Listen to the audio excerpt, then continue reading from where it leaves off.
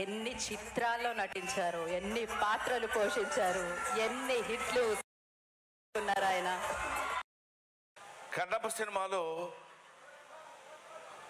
మోహన్ బాబు గారికి నా మీద ఉన్నటువంటి వాత్సల్యం చేత బ్రహ్మానందాన్ని ఏదో రకంగా ఈ సినిమాలో పెట్టాలి కాదు ఇరికించాలి అని నన్ను క్యారెక్టర్స్ పెట్టారు. అందువల్ల సినిమా ఆద్యంతం భక్తిరస ప్రధానమైన సినిమా కాబట్టి మనం మాట్లాడేటప్పుడు ఒళ్ళు దగ్గర పెట్టుకొని మాట్లాడాల్సిన అవసరం ఉంది. ఇది చాలామంది కన్నప్ప సినిమా అంటే కన్నప్పకి సంబంధించినటువంటి ఇంతకుముందు బోల్డ్ సినిమాలు వచ్చినాయండి, ఆ సినిమాల్లో కన్నప్ప అలా చేశాడు ఇలా చేశాడు. వాస్తవానికి మనలో కన్నప్పని ఎవడు చూశాడు? ఎవడికి తెలియదు కన్నప్ప ఎలా ఉంటాడు. ఎక్కడ శివభక్తిని యొక్కిని తనలో తాదాత్మ్యత చెంది ఆ క్యారెక్టర్ని అద్భుతంగా పండించగలిగిన ఏ నటుడైనా కన్నప్పే. ఏ నటుడు శివ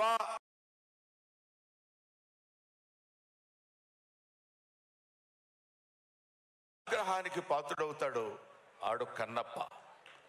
కాబట్టి అప్పుడు కన్నప్ప, ఇప్పుడు కన్నప్ప, తర్వాత కన్నప్ప అనే వాళ్ళు ఉండరు. భారతదేశంలో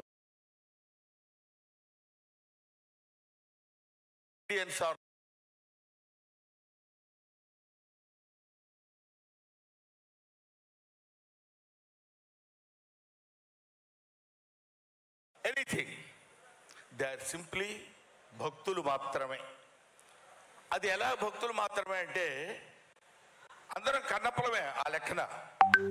ఆయన ఏమన్నాడంటే కొంచెం పైనున్న మిత్రులకి కాస్త కొంచెం ఇబ్బంది కలిగిన పూర్వ ఆశ్రమంలో తెలుగు లెక్చరర్ కాబట్టి ఒక చిన్న ముక్క చెప్పి దాన్ని ఉదహరిస్తాను మీ ముందు.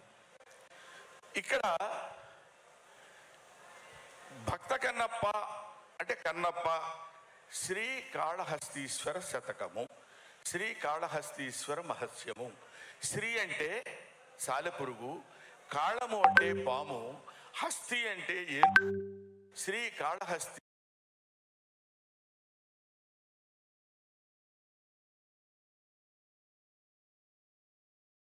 అందరికీ మోక్షం పొందవచ్చు.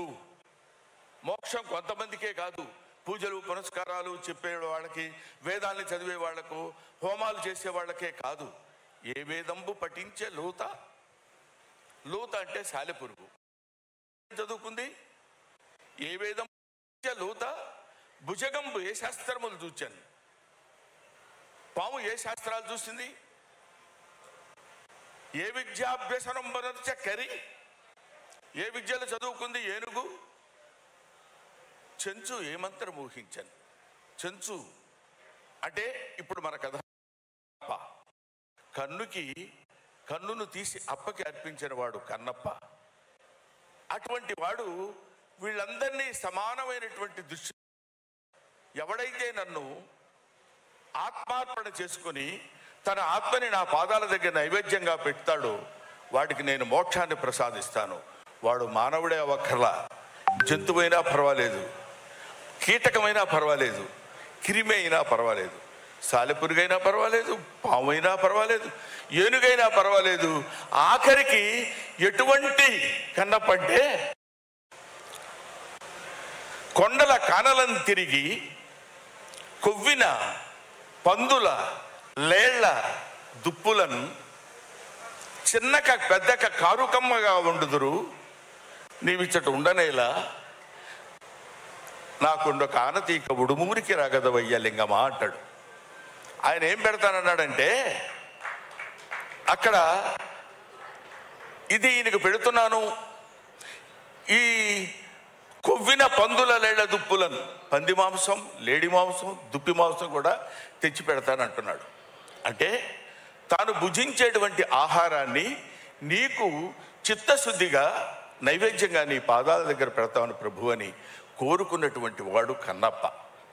అందులో ఎంత నిజాయితీ ఉంది, ఎంత నిష్కల్మషంగా చెప్పగలుగుతున్నాడు అనేటువంటిదే శివుడు అనేటువంటి వాడు ఉంటే ఆయన మనల్ని భక్తి పరిగణలోకి తీసుకుని మనల్ని ఒక భక్తుడిగా ఆయన ఆస్వాదిస్తాడు.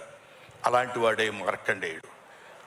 ఆయన్ని ఎవడైనా ఏదైనా తిట్టినా పర్వాలేదు, కానీ దేవుణ్ణి తన భక్తుడిని ఏమన్నంటే మాత్రం ఊరుకోడు, క్షమించడు.